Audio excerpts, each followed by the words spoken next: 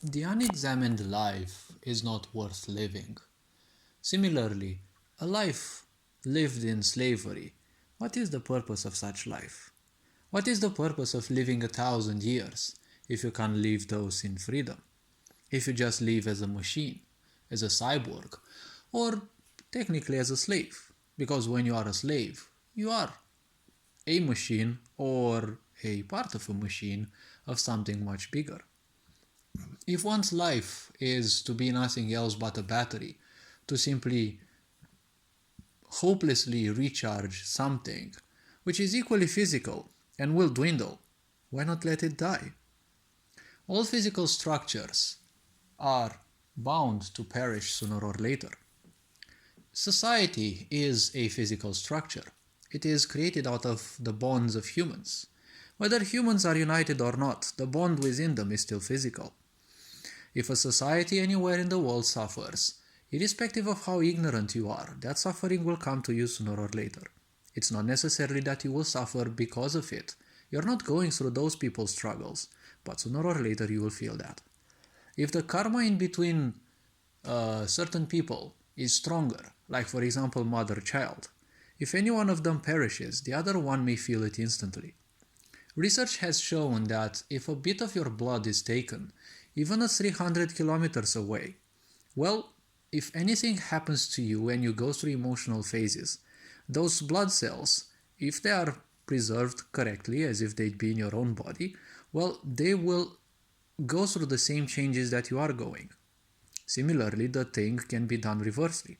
If changes are done to those cells or they are bombarded with certain energies, you will feel that from far away. You'll probably call this voodoo magic or something like that. No, it's not voodoo magic. This is not magic. Magic belongs to occultism, and that is a wholly different thing. Occultism is all about energy manipulation. This is actually influencing a certain bond. It is influencing the energy, well, technically those blood cells that you have, they are nothing else but that, right? They are energy. But it's not necessarily occultism. If you are inducing energy through a certain power, through a certain mastery of the elements, you can call it occultism. If you're using regular machines to induce radiation or whatever to those blood cells, you are also causing harm to the entity themselves. Because wherever you are on that planet, you will feel that bond to those cells. So the point is, people don't know so many things about life. And look, for example, in China. The greatest revolutions have started, and, well, it is high time that their political regime fails. I've been looking for this, and it was highly predictable that it would happen. The worst lockdowns have happened in there. I think I've spoken about this indirectly, that I can't simply consider Asian people as wise, other than probably Indians who still, house a lot of it, and, well, Arabs, but Eastern and Southeastern, Japanese, Chinese, they all look so complacent. It's like whatever you tell them, they're always available to obey. It's like there simply seems to be little to no awareness, and finally they are waking up. They have achieved so much, they have made flourishing situations and societies for them, but they only made machines. They only made mechanization, which is even a worse version of overthinking, because machines are nothing else but an embodiment of human overthinking. When you overthink, you're always thinking a lot about things, right?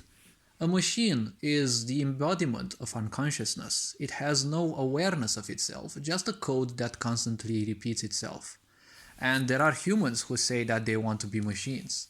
In order for a machine to exist, it has to personally handle all the millions of tiny processes that there are within it. Each and every second, thousands, well, not thousands, but dozens of times per second, some only a few times per second, a very few once in a few seconds, with always the same break, always the same thing, always the same processes. If you want to do that, try doing that for a few minutes and you will go insane. A machine was programmed to function like that, it will function perfectly. Your physical body was created to function naturally. You don't have to do anything. You don't have to control any cells divisions. You don't have to control any of the trillions of processes that the brain and the body itself that you live in handles each and every moment. And I also assure you that you're not, thankful enough for all that effort that is being done for you. This physical body is the greatest vessel that you will have and the greatest friend. People in your life, animals in your life, they can simply live without you. It's not a problem. They can simply leave you at any simple time. You have to understand that people come and people go. Now the point is, if people prefer to be slaves, let them be so. Their life, if they don't examine it, they will always feel as if it is not worthy of living. Let people suffer if they so wish. Never forget, in order to reach certain levels of awareness, you need to go through unconsciousness. Unconsciousness means disconnection from all, everything that other people might find meaningful, especially emotions. If people seek to be so, they will drown themselves in ignorance and therefore misery. But misery has only one purpose. It is the greatest guide that you will have. It will constantly bug you and terrorize you, distort you, cause you pain in all sorts of ways, even unimaginable by narcissists themselves. They are also tools of misery, but misery itself can twist and contort you in so many ways you can't believe it. And its only purpose is to simply pull you out of that ignorance. Because ignorance has only one core. You don't care what happens to you. You don't care how much you get hurt. Anything that you do, it simply doesn't matter. Because that is one meaning. There is only one pillar that supports that core. Your unexamined life. That is why stupid people are simply that.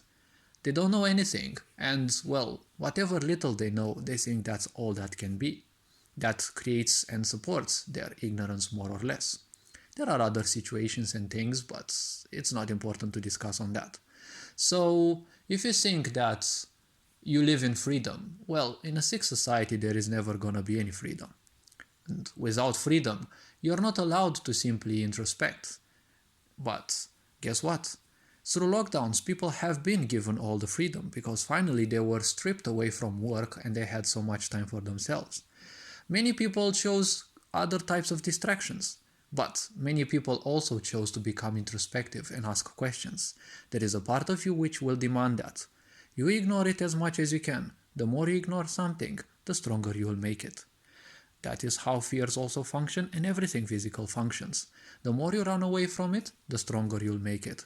So the more ignorance you impose on, running from the truth, the stronger your truth will become and will demand sooner or later that you will follow it. There is no other way. All this being said, hopefully this video was introspective enough, you are appreciated, and always remember the unexamined life is never worth living. That is the premise of all misery. All this being said, Ferenc Board signing out.